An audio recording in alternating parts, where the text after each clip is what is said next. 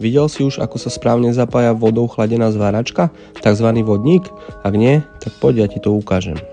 Skúsených zváračov to možno nebude zaujímať, ale ak si nováčik, tak sa aspoň niečo nové naučíš. Vodník sa zapája ako všetky ostatné tygové zváračky, je tam len menší rozdiel. Ako prvé si zoberieš hlavný kábel, ktorý ti vedie zvárací prúd z agregátu do horáka.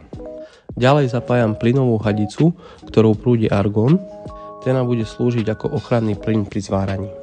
Nasleduje ovládací kábel, s ktorým priamo ovládam horák v rukoveti. Tento kábel mi umožňuje v podstate vypínať a zapínať zváranie. Ďalej napájam chladiacu jednotku. Vodou chladený horák potrebuje neustály obeh vody, inak sa prehreje. Prívod vody je červenej farby a výstup je modrej farby.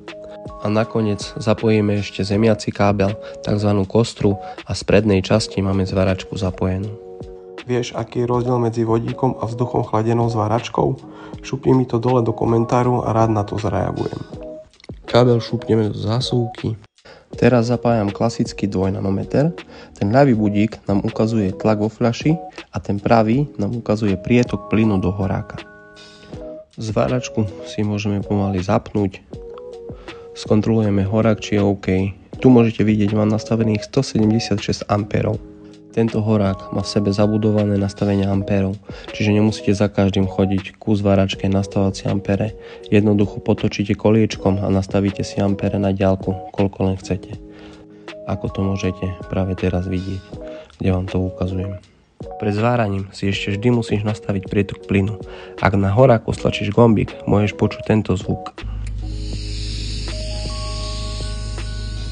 Spodným kohutíkom si reguluješ prietok plynu. Ja osobne, keďže dneska trochu fúkalo, tak som si ho nastavil na 15. Inak ak zváram v interiéri, tak si to nastavujem na nejakých 9 až 12. Zváračku máme nastavenú, pripojenú a môžeme zvárať. Čau.